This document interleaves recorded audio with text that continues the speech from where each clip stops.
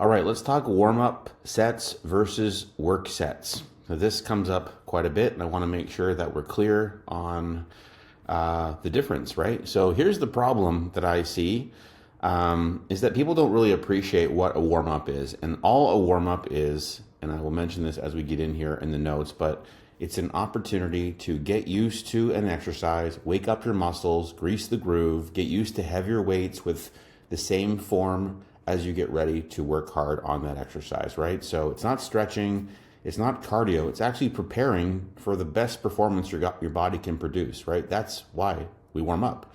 So if you do too many reps in your warm up, so people that get under the bar start doing 15 reps to warm up, this just creates fatigue. That's not the purpose of a warm up. If you go too light, it's also pointless because the point is to activate your body and to get used to progressively heavier weight as you're getting closer to work sets. So it's not to get a pump or really to warm up. It's really just to get used to the new exercise and to make sure that your form is good as you get ready for the heavier loads, right? So what a warm-up set actually is, kind of just talked about this, but it's submaximal effort, right?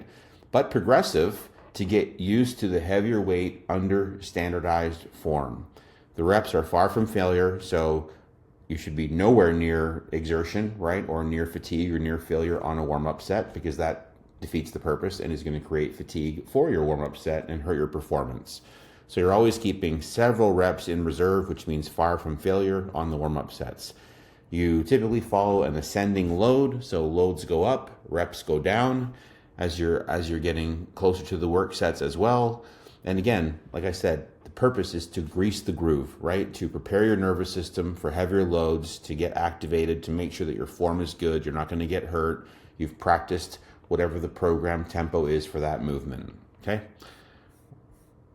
Stronger lifters are going to need more warm-up. So if you're a big squatter or a big deadlifter or you're strong in an exercise, the farther away from zero your working weight is, technically you can argue for more warm-up sets, right? Because it's just a safety consideration. So as your strength increases, you may need additional sets to bridge the gap, maybe not, between the empty bar and your working weight. 2, big lifts need more prep work than isolation work. You're going to need more of a thorough warm-up for yourself, probably just in terms of your confidence on a squat or a RDL than you would on, say, a tricep pushdown.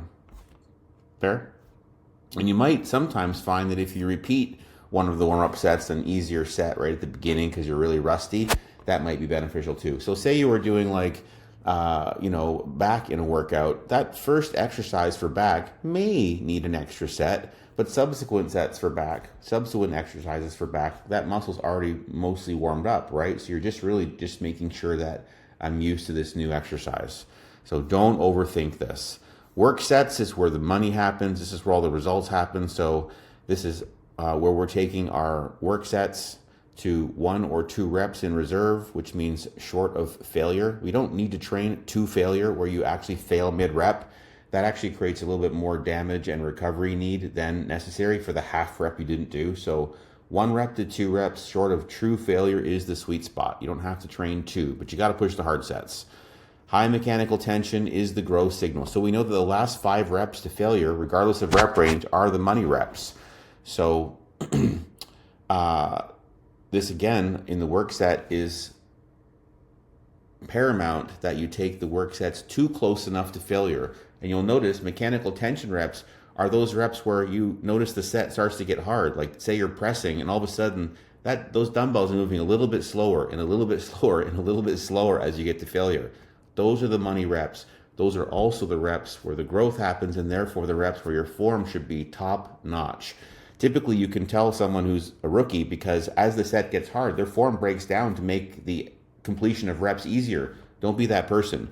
As soon as the set gets hard, you should be locked down even tighter because now the tension is high on that target muscle. The junk volume, the warm-ups, all these submaximal sets that don't get taken to near failure, they don't do anything. Nothing. So there's no point. So low intensity sets that are not challenging do not contribute to any progress. They are just junk volume. So you have someone who's doing 4 sets per exercise, 3-4 sets for that body part, I mean, that's just junk volume at that point. Track it, progress it, own it. You're training to improve, to get stronger, to build muscle, so you should expect that. You should expect that on these programs. Make sure you're logging your lifts, keep detailed records of your weights, your reps, your performance. Compete against last week on those work sets.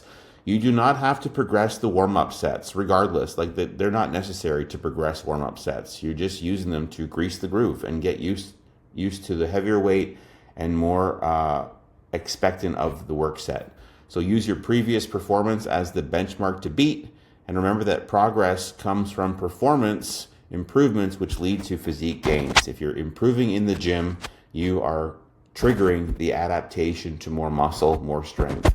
That just means then the rest of your plan, nutrition, sleep, recovery is going to be what determines if that actually happens for you. All right, so warm-ups versus work sets. Hopefully that's clear.